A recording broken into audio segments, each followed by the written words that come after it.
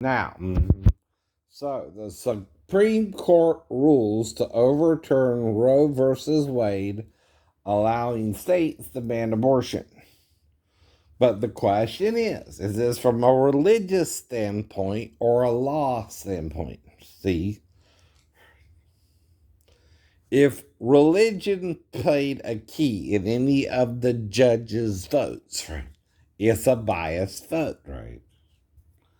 It's not the separation of church and state either, right? The government cannot make the law where people who don't believe in a religion, right, have to do what that religion says, right?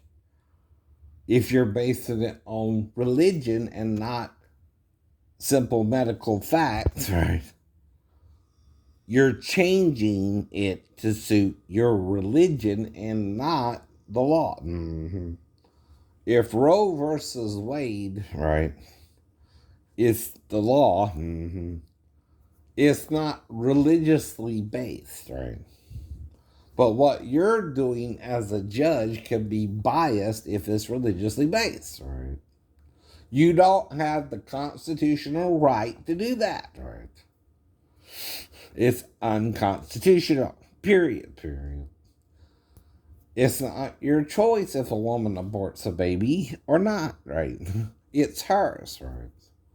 Why does the law allow her to? It's not biased. You are. I don't say I would want a woman to have sex with me and abort a child either, but I don't have to carry the child for 9 months. She does, right? And if she does abort it, Christian or not, she has that choice, right? And my understanding of it, even her understanding of it, whether people influenced us one way or the other, right? If in the end she aborted the child, all I could do is forgive it and say, okay, well, whatever's going on, you obviously didn't want my child, and I can't do nothing about it. Like David said when the child with Bathsheba died, right? He's in the Lord's hands now, and I'll see him when I get there. Myself, right? But I won't see him again in the flesh, right? Like David's child with Uriah, they were punished religiously for the sin they committed. So the Bible also teaches punishment, right? If you murder someone, right?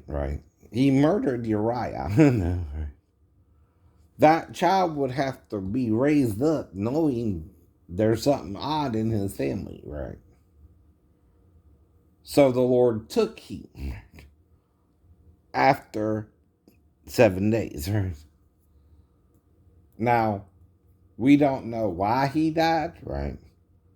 We don't know what caused his death. We don't even know this ain't just a made up moral story in the Bible to get you to not commit adultery anyway or murder the husband if you do, right?